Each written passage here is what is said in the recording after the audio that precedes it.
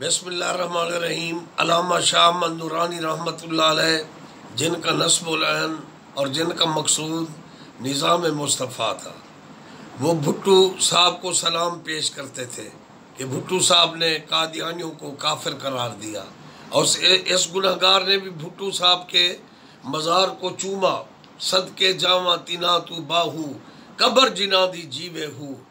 بھٹو زندہ ہے، شہید ہے، اور انشاءاللہ نبی پاک کی شفاعت اسے نصیب ہوگی۔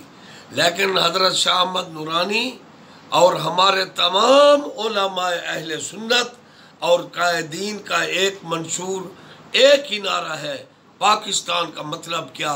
لا الہ الا اللہ۔ پاکستان کا مطلب کیا؟ لا الہ الا اللہ۔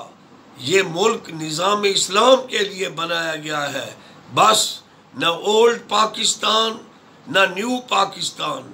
اور پاکستان پاکیزہ زمین اللہ نے ہمیں دے دی، اس میں شریعت کا نفاذ باقی ہے، وہ ہونا چاہیے۔ اور کیا اس نعرہ پر بین تو نہیں لگ گیا؟ بچے بچے کی زبان پر، ہر سیاست دان کی زبان پر، ہر قومی اور پاکستان کی زبان پر یہ نعرہ ہونا چاہیے کہ پاکستان کا مطلب کیا؟ لا الہ الا اللہ، لا الہ الا اللہ، لا الہ الا اللہ محمد رسول اللہ۔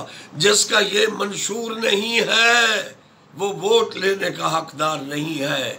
ہمارا مقصد اور ہماری منزل شریعت مصطفیٰ ہے۔ یا الہی تعلیم قرآن عام ہو جائے، سب پرچم منہ سے اونچا پرچم اسلام ہو جائے۔